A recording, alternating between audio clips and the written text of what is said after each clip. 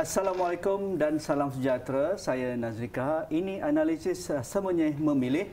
Selepas hari penentuan calon, masing-masing mula bekerja keras di lapangan untuk menarik sokongan pengundi.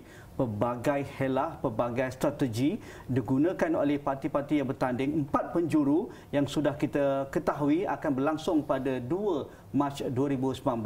Tetapi pastinya tanpa penggunaan data, tanpa penggunaan nombor dan juga angka, setiap strategi yang mereka ingin capai pasti akan tersasar. Sebab itu, dalam setiap pilihan raya, sama ada pilihan raya umum ataupun pilihan raya kecil, data dan juga penyelidikan penting untuk menentukan bagaimana setiap strategi yang dijalankan oleh parti yang bertanding ataupun individu yang akan bertanding akan menepati sasaran setiap pengundi yang ingin mereka perolehi undi mereka. Jadi pada petang ini saya amat bertuah kerana Institut Darul Ehsan sudah melakukan penyelidikan di lapangan sebelum hari penentuan calon dan hasilnya sudah pun diketahui oleh semua masyarakat dan dipaparkan oleh media massa, dan itulah yang akan kita bincangkan yang berbahagia Saudara Khairul Arifin Abdul Munir, Pengurus Besar Penyelidikan Institut Darul Ehsan bersama saya pada petang ini. Dan kita sudah masuk minggu pertama, Cik Khairul.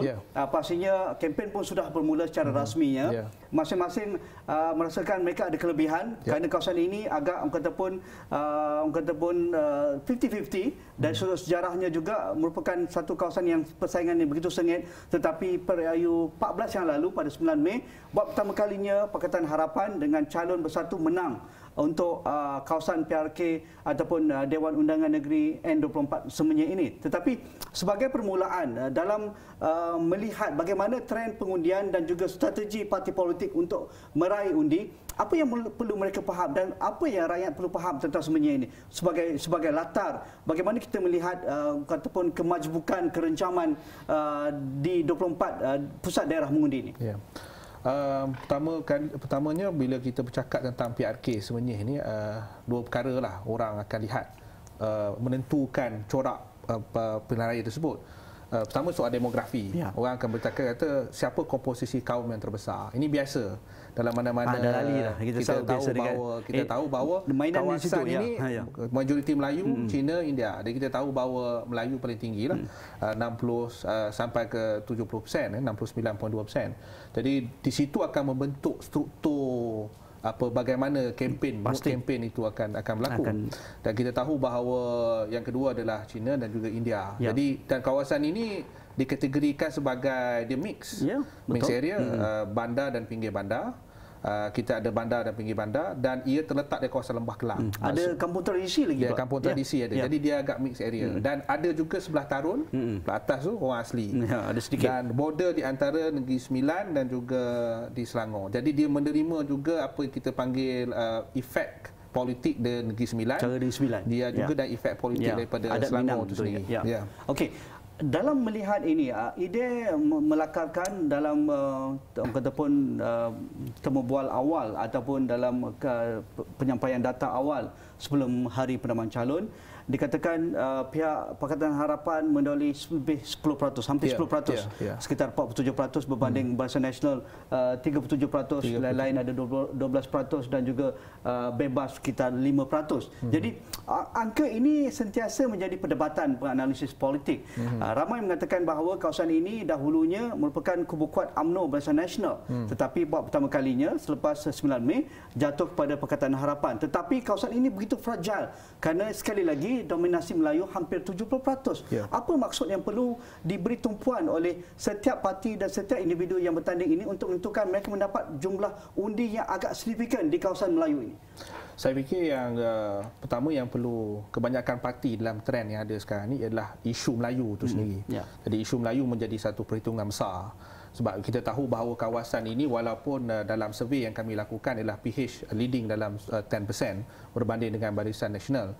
Kita tahu bahawa itu bukan angka selesa. Kalau lebih 50% kita boleh sebut selesa. Tetapi di sini baru kami punya survey berdasarkan senario terkini adalah 46%, 46%. Namun demikian PRU yang lepas PH 50% ada sedikit merosot dalam 4%, walaupun kita lead 10% tapi PH lead 10% tapi ada merosot sikit dalam 4%. Dan di sini kita lihat bahawa isu-isu yang berkaitan Melayu Islam, kaum dan sebagainya akan menjadi tumpuan utama.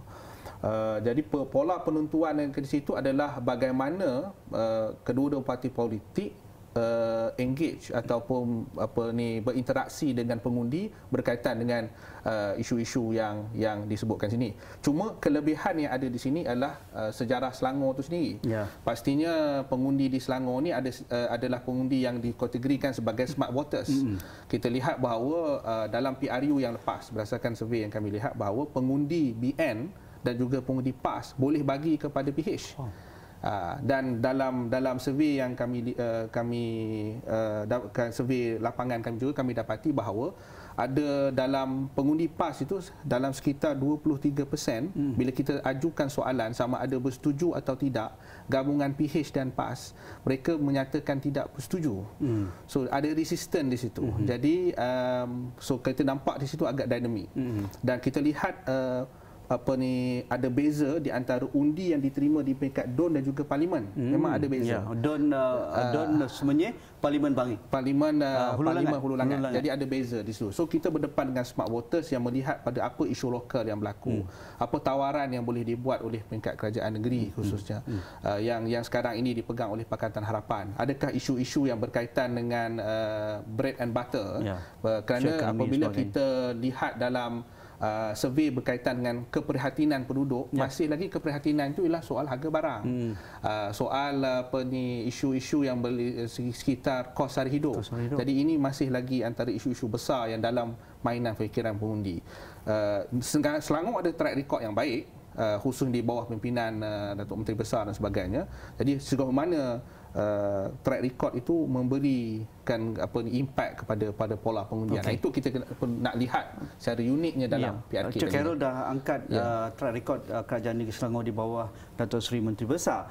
Adakah itu satu kelebihan yang perlu dimaksimumkan kekuatan itu, bagaimana engagement Kerajaan Negeri Selangor dengan pilihan raya kecil semuanya ini, terutamanya di kawasan majoriti Melayu Islam? Kerana mereka buat pertama kali berada di bawah Kerajaan Negeri Selangor selepas menang 9 Mei yang lalu. Tetapi mereka sudah nampak tempiasnya kerana polisi-polisi Kerajaan Negeri Selangor merentasi sama ada kawasan itu ditadbir oleh Pakatan Rakyat ataupun Pakatan Harapan ataupun di bawah UMNO Barisan Nasional ataupun Parti PAS dan sebagainya pada sebelum ini. Jadi mereka merasai skim-skim peduli rakyat Negeri Selangor semuanya melangkaui rentas kaum, agama dan juga rakyat. Tetapi kali ini secara spesifiknya, kenapa Kerajaan Negeri Selangor perlu memberikan naratif yang lebih segak, terutamanya hal berkaitan dengan Melayu Islam kepada penduduk dan juga pengundi di semuanya? Okey, di sini saya lihat ada keunikan yang tersendiri. Kalau kita lihat rating kepercayaan pengundi semenyih kepada kepimpinan kerajaan negeri bawah Datuk Yang Berhormat Amruddin Syari adalah 61%. Agak tinggi. Tinggi. Dan kalau berdasarkan track record kami buat survey, itu antara lebih daripada 50 threshold yang agak tinggi. Dan walaupun dalam keadaan Pakatan Harapan dari segi sokongan ni 46%, dari 50 ke 46%. Oleh yang demikian, ada di kalangan maknanya pengundi-pengundi atas pagar BN atau PAS yang memberikan kelebihan kepada Kerajaan Negeri Selangor.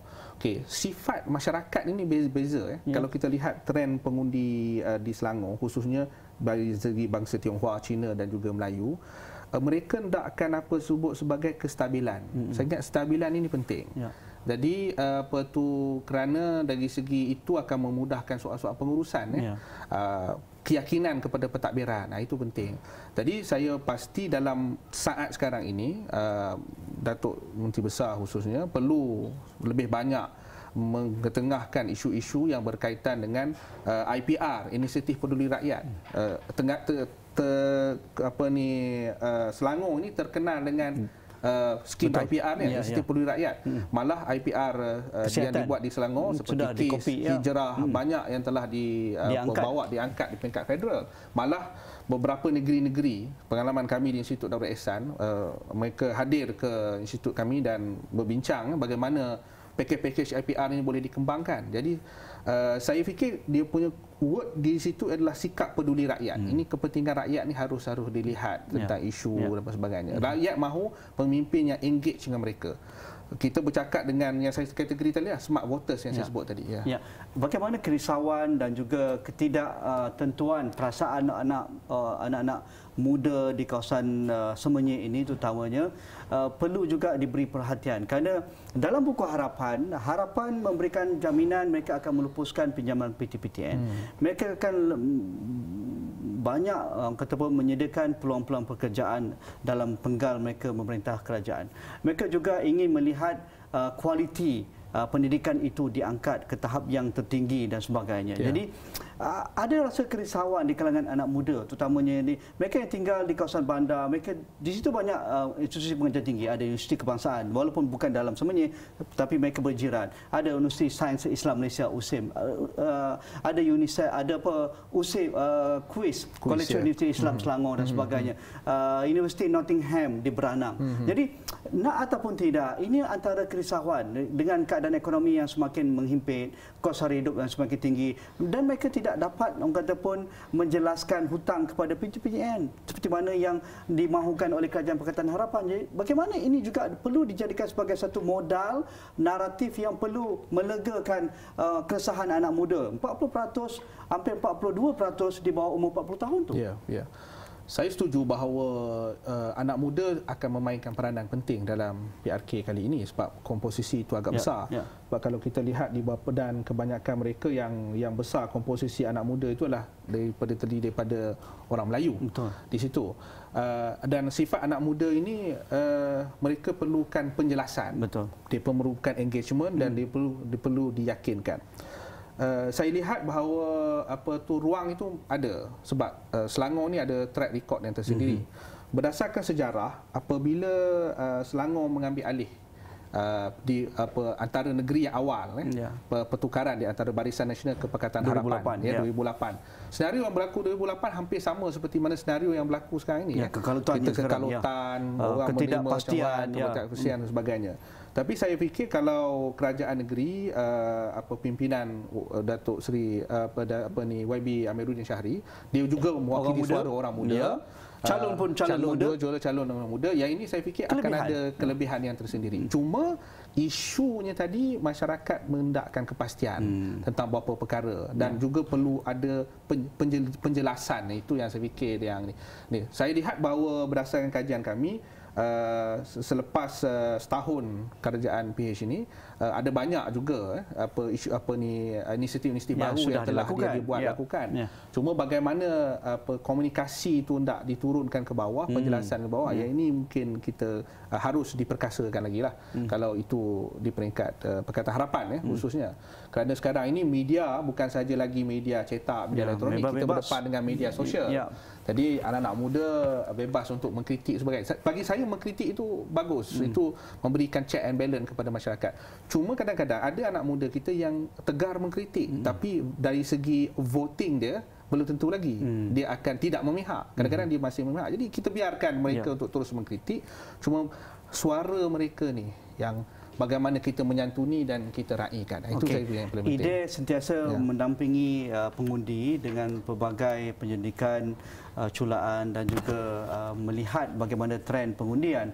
Pastinya ia begitu dekat dengan apa yang menjadi keprihatinan masyarakat di bawah sana. Biarpun tanpa pelarai kecil, biarpun tanpa pelarai umum, pastinya suara-suara inilah yang wajar diangkat dan akhirnya dikenapasti bagaimana diberikan solusi. Dan antara isu utama di Semenyih sekali lagi, isu kos sara hidup, isu harga barang, isu himpitan kepada bayaran tol dan kesesakan sistem urbanisasi yang agak tidak terurus di kawasan Semenyih ini. Jadi pastinya ini perlukan solusi yang tuntas daripada pembuat dasar dan juga pemain-pemain taruh. Kita lihat dahulu, kembali selepas ini.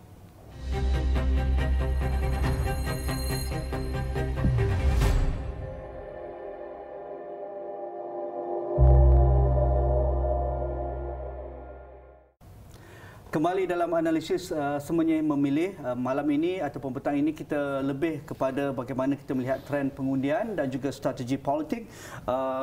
Cik Khairul, dalam melihat semuanya ini, kita nak ataupun tidak melihat isu berkaitan dengan yang menjadi keprihatinan pengundi di Semenyih dan juga penduduk Semenyih.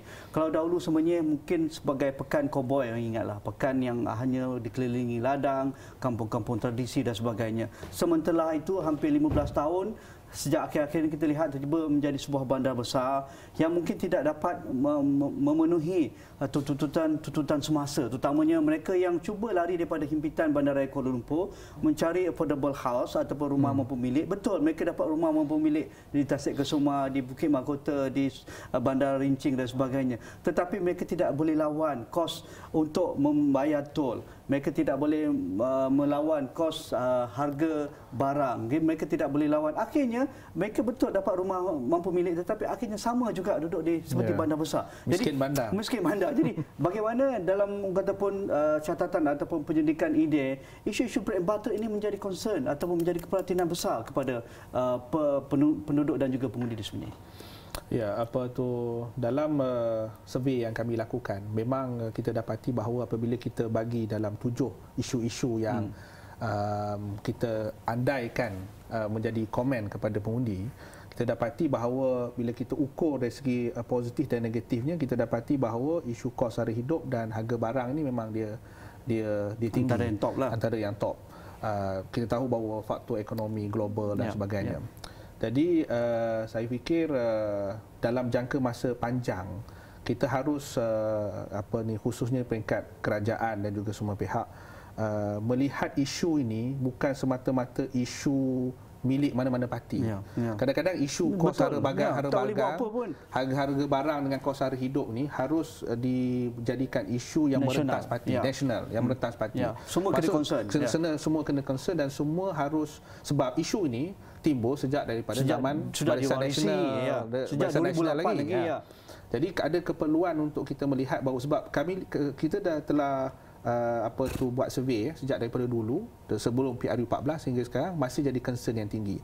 So dia jadi isu yang besar, sama ada bagi penyokong BN ke ataupun Pakatan Harapan, jadi isu besar. Jadi perlu ada concerted effort untuk melihat bagaimana ekonomi, konsep ekonomi yang kita nak bangunkan. Mungkin kita perlu cari alternatif baru dan bukan lagi sifatnya makro, top down, mungkin daripada bottom up.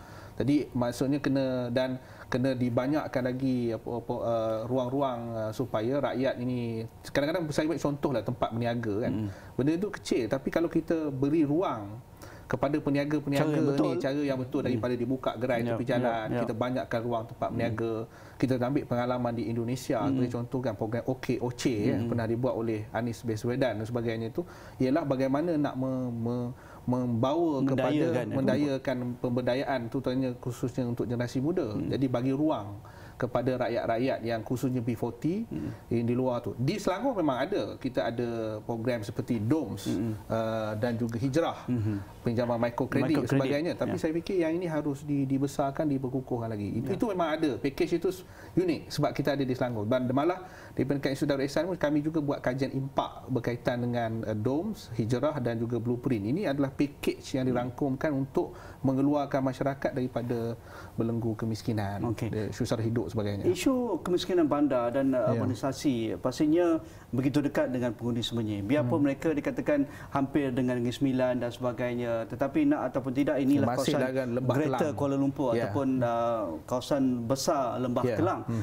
Anda ataupun tidak, isu tentang perancangan bandar, sekali lagi, Cik Khairul pun tinggal di sebelah, di kawasan Bangi, saya pun di kawasan Bangi. Maksudnya kita lihat ada kecacatan sedikit bagaimana pihak berkuasa tempatan menangani kepesatan pembangunan bandar. Kadang-kadang mereka boleh jangkakan kawasan ini akan bangkit mungkin dalam masa 10 tahun, tetapi sebenarnya mereka sudah pesat hampir lebih awal pada itu. 5 tahun sudah penuh populasinya dan penghijrahannya daripada luar datang ke situ begitu pesat sekali, dan akhirnya akomodasi kehendak-kehendak penduduk bandar ini tidak dapat dipenuhi oleh pihak berkuasa tempatan. Kadang-kadang ini bukan isu politik pun. Betul. Isu longkang sekali lagi. Isu sampah tak kutip, isu lampu jalan dan sebagainya bukan isu orang politik, tapi pihak berkuasa tempatan.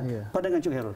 Saya setuju pandangan tersebut dari sudut bahawa kadang-kadang bila kita sebut PRK ni, dia bukan soal menang kalah parti mana dapat sokongan. Dia kadang-kadang bagaimana suara masyarakat di Dewan Undangan Negeri dikemukakan. Itu sebab kadang-kadang saya fikir bila berlaku PRK ni bagusnya ialah suara-suara bawah ini akan timbul.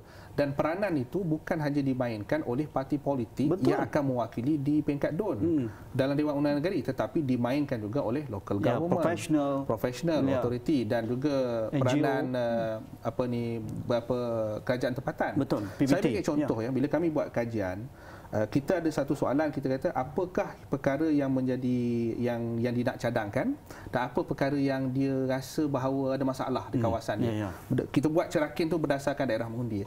Antara perkara yang concern utama masyarakat ialah soal contohnya lampu jalan, infrastruktur, lampu jalan dah ada tak rosak. Jadi ini kalau mana-mana PRK memang sentiasa diangkat. Tak kiralah sama ada itu di bawah kerajaan BN ataupun Pakatan Harapan. Jadi isu itu jadi isu lampu jalan, infrastruktur ni kadang-kadang yang perlu menjadi mata dan juga telinga ni adalah peranan ahli majlis. Pemimpin setempat. Yang dipertua. Jadi, yang dipertua dan juga hulu ketua kampung mereka ini harus mungkin kurang berpolitik tetapi menyuarakan pandangan-pandangan masyarakat. Sebab bila kita ada PRK ni memang bila wartawan apa sebagainya korek cerita isu akan timbul. Jadi tanah itu dah dibuka secara haram dan sebagainya kan.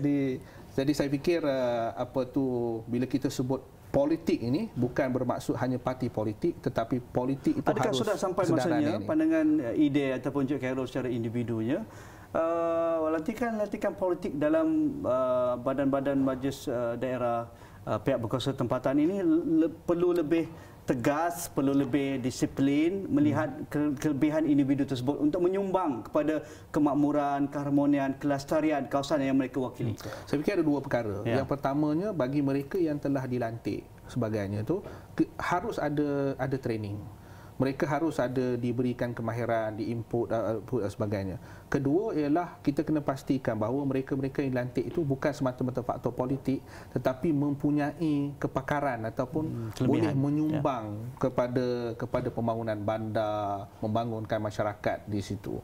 Jadi lantikan itu selain daripada lantikan politik perlu ada juga diseimbangkan dengan tokoh-tokoh pakar, NGO ataupun mereka yang mampu untuk menyumbang kepada masyarakat. Dan kalau setup yang ada sekarang ini saya fikir elok dibuat program-program seperti town hall, mendengar. Yalah, kita belum sampai nak jadi pelaraya tempatan yang diidam-idamkan kan. Belum sampai masanya. Tetapi menuju ke arah itu, kalau ini boleh dilakukan. Saya suka mencadangkan supaya macam PEBT, majlis tempatan ni, dia buat survey. Macam kami yang bila kami lakukan di Institut Darul Ihsan, kita buat survey di setiap daerah mengundi, di setiap kampung dan juga ni, kita akan dapat suara-suara masyarakat. Malah suara itu kita boleh patternkan. Kampung ini apa isu dia, apa ni isu dia. Dan apabila kita tackle isu-isu yang menjadi majority concern ini terlebih dahulu, ini akan dapat memberikan suatu kebaikan kepada rakyat. Sebab rakyat ni di satu kampung tu pattern ni berbagai. Ada masalah sampah, ada masalah infrastruktur, ada masalah kemudahan. Jadi dia selalu Okey, akhir sekali Cik Khairul, menuju ke hari mengundi, apa yang strategi yang perlu wajib dilakukan oleh setiap wakil dan juga parti politik? Mereka dapat memastikan setiap individu keluar mengundi sasarannya lebih daripada 70%, tetapi naratif itu penting untuk menggamit mereka, inilah wakil yang akan kami pilih. Dalam suasana PRK semenyih seperti yang saya sebutkan tadi ialah kita berdepan dengan smart voters. Jadi parti-parti berdepan dengan individu yang smart voters, mereka melihat soal calon dan juga parti. Isu-isu yang dibangkitkan itu akan menjadi perkiraan untuk mereka apabila turun mengundi dalam 2 minggu lagi. Jadi mereka ini bukan semata-mata orang yang dengar turun ceramah, tetapi mereka dengar televisyen, media sosial dan sebagainya. Ini faktor-faktor yang akan mempengaruhi. Jadi pastinya kredibiliti calon, gerak kerja, apa yang kita nak janji dan yang kita nak lakukan, ini memerlukan pengundi memerlukan keyakinan ni. Malah bila kita lihat bila berlaku rapat temu yang melibatkan pemimpin politik sama ada di Barisan Nasional, Pakatan Harapan maupun calon bebas, dalam kajian yang kami buat, isu-isu yang dibangkitkan oleh masyarakat ialah lebih kepada isu lokal. Jadi isu yang berkait rapat dengan penduduk itu sehari-harian. Jadi ini antara perkara-perkara yang pastinya menjadi titik temu yang perlu dilihat concern lah oleh parti politik dan mereka yang bertanding. Tokoh-tokoh yang perlu berada di Semenyih yang akan mendapat sokongan. Bosku akan mendapat sokongan kalau beliau turun selalu? Kita tak dapat menjangkakan bagaimana, seperti yang Prof Ridwan pernah sebut bahawa glamour di media sosial belum tentu ianya boleh translate kepada undi. Jadi yang itu kita akan lihat nantilah pada Datuk Menteri Besar Ahmadudin Syahri boleh jual di Semenyih? Pastinya sebab dia dalam suasana dia sebagai Menteri Besar, dia banyak boleh dilakukan. Banyak apa yang boleh dilakukan. Sebab kadang-kadang rakyat ini pragmatik juga. Jadi anda pemimpin, current pemimpin, apa yang anda boleh buat. Jadi itu yang akan menjadi tanda tanya pada Tun Dr. Mahathir. Tun Mahathir pastinya sebab dia sekarang ini adalah Perdana Menteri. Jadi sebagai Perdana Menteri dia ada kuasa. Jadi rakyat ini akan lihat juga. Haji Adiawang? Dalam suasana sekarang ini saya tak pasti sama ada bila timbul isu pembohongan, isu pertemuan dengan Tun, nampak ada shaky di peringkat pengundi-pengundi PAS. Jadi pertembungan di antara PAS dan BN ini dalam situasi sekarang ini nampaknya menjadi tanda tanya dan juga persoalan besar di kalangan penyokong BN sendiri dan juga penyokong PAS di grassroots. Jadi ini yang kami akan uji kembali cerap lagi dalam survei kami yang kedua. Nanti kita kongsikan bersama untuk survei kedua. Cik Khairul, Cik Khairul Arifin Abdul Munir, Pengurus Besar Penyelidikan Institut Darul Ihsan. Teruskan bersama kami dalam Semenyih Memilih dan inilah analisis kami setiap petang dan kita akan terus melihat isu-isu dari topik ke topik dan juga keprihatinan masyarakat dan juga pengundi di Semenyih. Sekian, Assalamualaikum. Kita jumpa lagi.